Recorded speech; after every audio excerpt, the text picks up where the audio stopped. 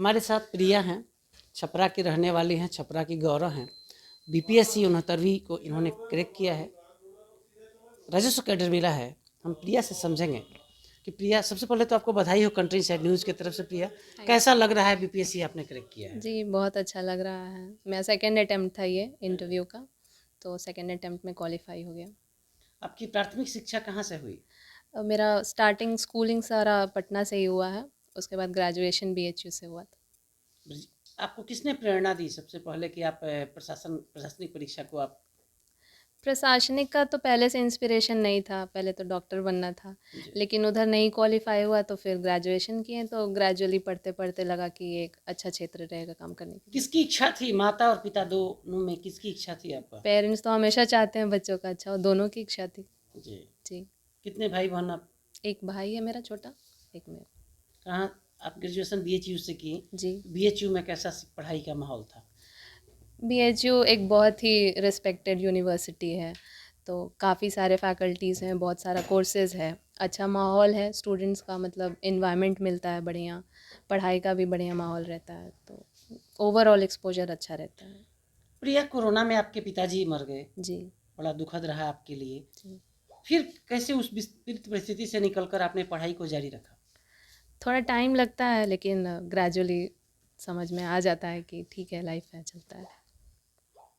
क्या संदेश देंगी बिहार की बेटियों को? छपरा की रहने वाली आप हैं, एक सामान्य परिवार से आती हैं, पिता की अनुपस्थिति में आपने इतनी बड़ी परीक्षा को पास किया है। देखिए बहुत पेरेंट्स होते हैं बच्चों को इनकरेज नहीं करते हैं, फ़ोर्स करते हैं कि आप ये कोर्स ले लो, वो कर लो। मैंने भी बहुत किया लेकिन मेरा फ़ोर्स किसी पे नहीं था, सब मेरी मर्ज़ी से ही मैंने पढ़ाई की है। तो बच्चों को अपना खुद का टैलेंट एक्सप्लोर करने दिया जाए। पेरेंट्स को है कि ज़बरदस्ती ना करें, बच्चों की अपनी-अपनी अलग-अलग कैपेबिलिटीज़ होती हैं। उसके हिसाब से बच्चे अपना टाइम लगता है, किसी प्रोसेस के लिए समय तो लगता है। तो बेहतर है कि बच्चा खुद को अपने आप को समझे, उसको पता है बेहतर कि उसको क्या करना है, नहीं करना है, बट पेरेंट्स गाइड कर सकते हैं। पेरेंट्स फ़ोर्स ना करें वो बेहतर है और बच्चे हिम्मत ना हारें। बच्चे बहुत जल्दी आजकल सोशल मीडिया का ज़माना है, बहुत जल्दी कहीं भी इन्फ्लुएंस हो जा रहे हैं। तो बच्चों के लिए है कि वो सही जो भी उनको सही लगे पेरेंट्स से बात करें, सलाह करें, उसके बाद फ़ैसला करें।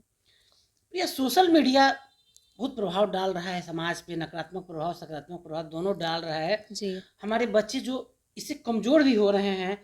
डिजिटल एक्ट आने की बात हो रही है, केंद्र सरकार लाने की तैयारी में है कि जी, डिजिटल कानून लाया जाए जिससे हमारे बच्चे 15 साल से नीचे के बच्चे लगातार सोशल मीडिया से जुड़े हुए हैं, जी। उनके पर शिक्षा पे प्रभाव पड़ रहा है। आप एक अधिकारी हैं, राजस्व सेवा कैडर आपको मिला है, क्या संदेश देंगे जो बच्चे पढ़ रहे हैं, 15 साल से कम उम्र के बच्चे हैं, उनको क्या संदेश होगा आपके लिए? 15 साल से कम के जो बच्चे हैं उनको तो बेसिकली पेरेंट्स का गाइडेंस चाहिए होता है। पेरेंट्स भी बच्चों को कम टाइम देते हैं। ज़रूरी है कि पेरेंट्स समझाएँ, जो उनको एनवायरनमेंट मिलता है उस हिसाब से बच्चे ढल जाते हैं। तो पेरेंट्स का समझाना ज़रूरी है। 15 साल से जो बड़े हैं वो कैपेबल हैं कि वो अपना अच्छा-बुरा समझ सकते हैं। उनको कहाँ पे टाइम देना चाहिए, कहाँ पे टाइम नहीं देना चाहिए। तो बेहतर होगा कि पेरेंट्स शुरुआत में ऐसी परवरिश दी जाए कि बच्चों को इतनी समझ हो कि उनको उनके लिए क्या बेहतर है, क्या बेहतर नहीं है। प्राथमिक शिक्षा आपने छपरा से ग्रहण किया, जी, नहीं पटना से। पटना से किया? जी, कौन सा स्कूल था आपका? डॉन बॉस्को एकेडमी से। डॉन बास्को जी, एकेडमी से आपने प्राथमिक शिक्षा की और जी, ग्रेजुएशन के लिए आपने बनारस को चुना, बीएचयू में आपका जी। सिलेक्शन हुआ, वहाँ से पढ़ी। जब आप बीपीएससी की तैयारी शुरू कर दी, आपका मेडिकल में नहीं हुआ, तो आपने कौन से कोचिंग के द्वारा आपने पढ़ाई शुरू की? मैंने खुद से सेल्फ स्टडी करके ही किया है सारा। कोई कोचिंग का आपने? मेंस के लिए बस एक टेस्ट सीरीज़ लिया है जी। और उसके बाद सारी तैयारी खुद से बड़ा की है। इंस्पिरेशन आप हैं, जहाँ बच्चे अपने माता पिता पर दबाव बनाते हैं कि नहीं, हमको एक कोचिंग चाहिए, बड़ा से बड़ा कोचिंग चाहिए। उस दौर में आपने खुद से पढ़ाई की और इतनी बड़ी परीक्षा को आपने क्रैक किया। इतना ट्रांसपेरेंसी के साथ बीपीएससी एग्ज़ाम लेता है, देश के सबसे बड़े संवैधानिक इकाई में आता है। क्या कहिएगा, बीपीएससी ने इतना फेयर एग्ज़ाम, इतना फेयर रिजल्ट दिया है, क्या कहिएगा इस पर? देखिए, जहाँ तक कोचिंग की बात है तो कोचिंग सिर्फ़ गाइडेंस के लिए होता है। अल्टीमेट तो सेल्फ स्टडी ही रहता है।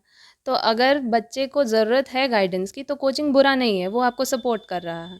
लेकिन अगर आपको पता है कि आपके कॉन्सेप्ट्स क्लियर हैं, आप खुद से कर सकते हैं तो कोचिंग की कोई वैसी ख़ास ज़रूरत नहीं रहती है। बिहार की बेटियों को क्या कहेंगी आप? 3 टिप्स क्या देंगी आप, जो पढ़ाई कर रही हैं, जो सरकारी स्कूल में बच्चियाँ पढ़ रही हैं हमारी, जिनके पास सुविधा का अभाव है, नहीं पढ़ पा रही हैं, पटना नहीं पहुँच पा रही हैं, क्या कहिएगा उनको? देखिए, जिनको सुविधा की बात आपने बोली है, तो उसके लिए आजकल ऑनलाइन सब कुछ मिलता है और बहुत हद तक इंटरनेट का एक्सेस भी काफ़ी दूर तक हो चुका है। तो ऑनलाइन आप लोग जो भी मटेरियल्स मिलते हैं, कुछ भी गाइडेंस मिलता है, ऑनलाइन सब कुछ मिल सकता है। तो ऑनलाइन प्रेफ़र करें, अगर नहीं आ सकते हैं तो। अगर आ सकते हैं तो आकर वो भी कर सकते हैं पढ़ाई वहाँ पे। कैसा लग रहा है आप प्रिया, कैसा लग रहा है आपको रिजल्ट आने के बाद? ऑब्वियस है कि अच्छा ही लगेगा, रिजल्ट आने के खुशी हो बाद रही। रिजल्ट की जानकारी आपको किसने दिया? मेरे दोस्त लोग ने इन्फॉर्म किया कि रिज़ल्ट आ गया है, तो फिर नेट पे चेक किए, जी। तो पता चला कैसा कि लगा? सबसे पहले आपने किसको बताया जब रिजल्ट आया तो? पहले तो घर में फ़ोन किया, जी, तो सबने बधाई दी, उसके बाद सबका कॉल्स आने लगा। जी। अपने छोटे भाई को भी आप बीपीएससी आईएएस की तैयारी करवाएँगे? वो उसकी मर्ज़ी है, अगर उसको करना होगा तो वो कर सकता है, जी, वरना वो जिस जॉब में है अगर उसको वो पसंद है तो वो करे। जी। तो आप सुन रहे थे प्रिया हैं, बीपीएससी को क्रैक किया इन्होंने। अब इनके माता